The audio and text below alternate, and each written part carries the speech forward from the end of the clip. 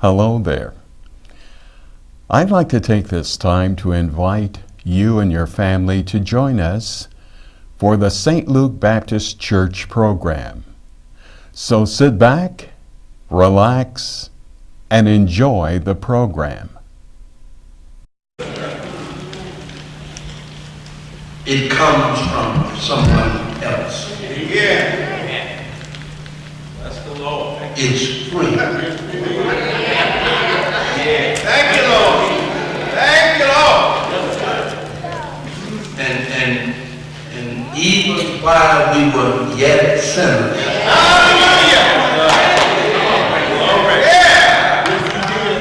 He was dispensing grace to save us from our wickedness.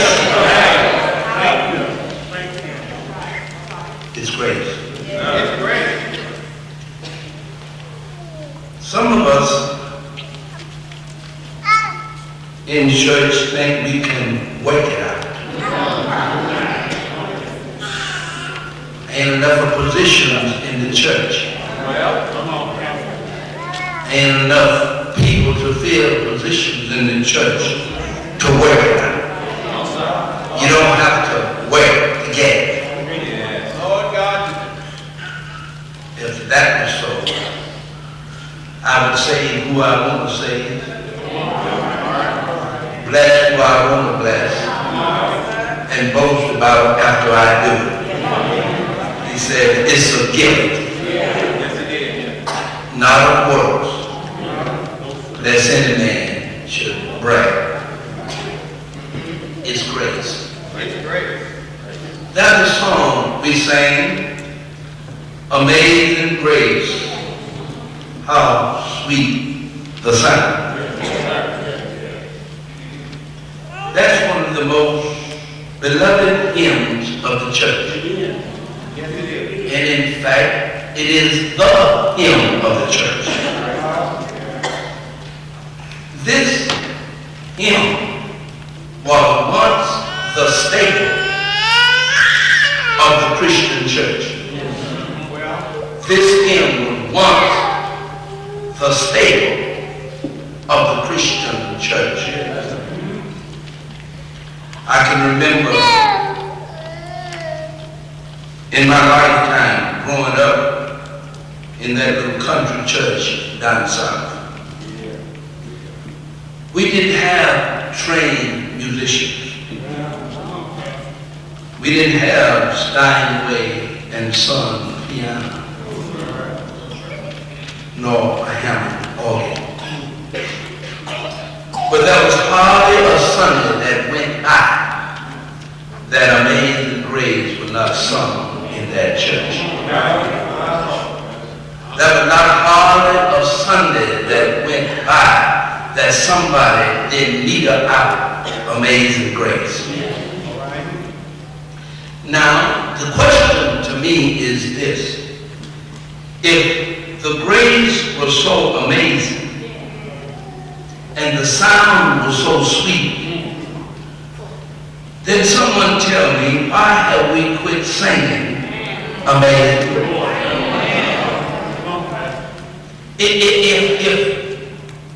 If it was amazing, and if it was sweet, and if it did what we said it would do back then, when we didn't have Steinways and musicians and organs and drums and guitar, and somebody would just beat it out that hymn and something would start stirring way down inside. And somebody said, I just can't hold my peace. If it was so good then, why is it so good, seldom heard now? Last time I heard it. Maybe, but I submit to us, church, that nothing in God's grace have changed since then.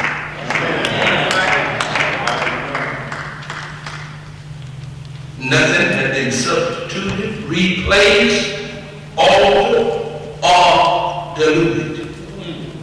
God's grace is still amazing. It is still the same grace that John Newton, who encountered in 1799 on a ship at sea in a storm at night, when he declared that it was grace that saved a wretch like him. And I would like to tell Brother Newton that not only did that grace save the wretch like him, it saved a wretch like me. God's grace can do what nothing else can do. But one of the things is that grace is misunderstood. It's a word that misunderstood. And defining it, you can't define it. All right. There is no theological or biblical definition in the book. Now, when somebody go home and find the definition of grace in this book, bring it back to me, and I'll stop preaching. If you find two things you can't find in the Bible. We make it definition, but it's not. You can't find a definition for faith in the Bible. Huh? Oh, the Bible said faith is the substance of things hoped for, the evidence of things not seen. It describes what faith is. But it does not define what faith is. Grace can be described in the book, but the book does not define what grace is. Grace is best described. Grace is God's riches at Christ's expense. Grace is God's riches at Christ's expense. And that's why the Bible describes it as God's unmerited favor. Suppose an unsaved person would ask you this morning, what is so amazing about that grace that you sing about at church? Could you give them an acceptable or suitable answer that would satisfy that inquisitive? Or would you have to ramble on and on searching for the right word? I suppose I would like to tell you that you will not find the right words to explain to somebody what grace is. You have to tell them what God and how God went through you with His grace and what it has done for you.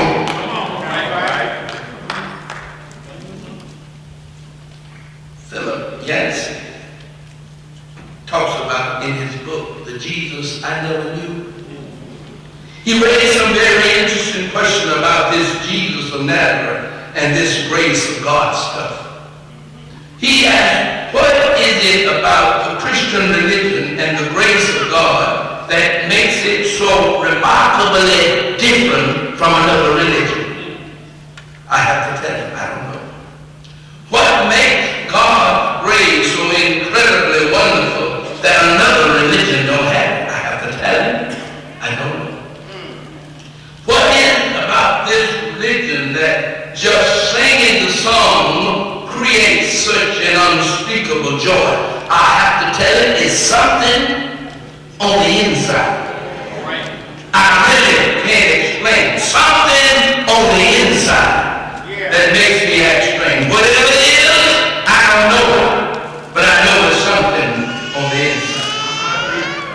I don't know what makes grace so miraculous and so extraordinary that if you mix God's grace with a dropper of His Son's blood, it becomes an all-potency. It is the